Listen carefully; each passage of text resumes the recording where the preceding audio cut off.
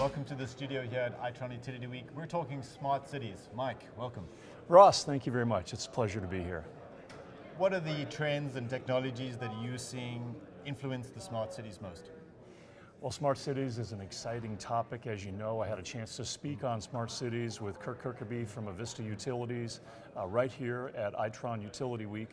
And one of the trends I think that we're going to see the most in smart cities of the future is going to be artificial intelligence. A lot of talk here at Itron about artificial intelligence, but I think that we're going to see more of that, and there's going to be a lot of value added. When we had the host utility, Florida Power and Light, speak to us, they spoke of 4 billion data points a day. The human mind cannot comprehend or deal with 4 billion data points a day, but a computer can. And so the definition of artificial intelligence is a computer that basically simulates human intelligence. So now we take that simulated human intelligence and apply it to 4 billion data points a day. That's artificial intelligence. There's a huge upside potential for that. In fact, Ross, I just came from a session where a young woman from Itron was explaining some of the things they're doing with meter data. Something as simple as meter data. Of course, you guys are in the metering business, and it's fascinating. And there are things that we're learning today about with that meter data that heretofore we, as an industry, electric, gas, and water industry, we've not learned that before. You mentioned AI. Is that the big change in the next 3 to 5 years that's going to revolutionize the industry?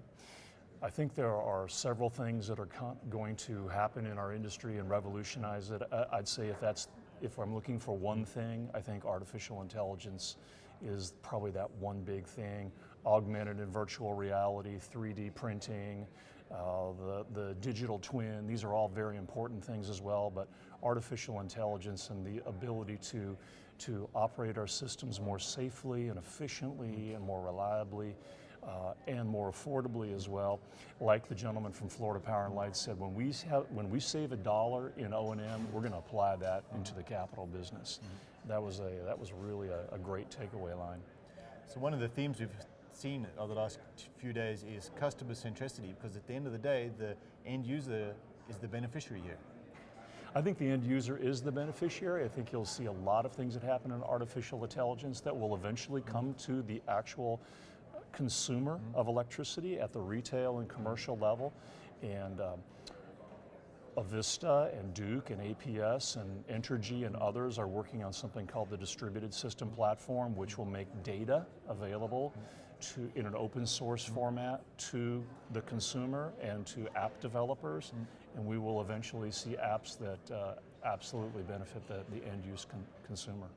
What have been some of the highlights of the conversations you've had here over the last 2 days?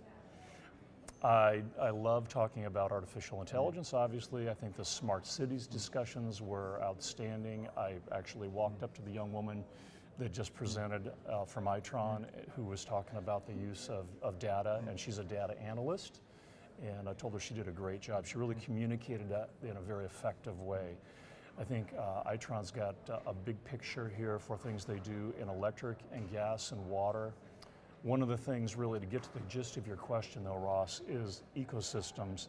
I heard both at the American Society of Civil Engineers annual meeting that I was just at and this meeting that ecosystems, how infrastructure works together is a real coming trend, and I heard that here as well. And when I hear things once or twice or 3 times, I really perk up, and I've heard that here, and I think it's something that we really need to pay attention to. Thank you so much for your insights. Yeah. Be sure to subscribe to our channels for more industry-related content.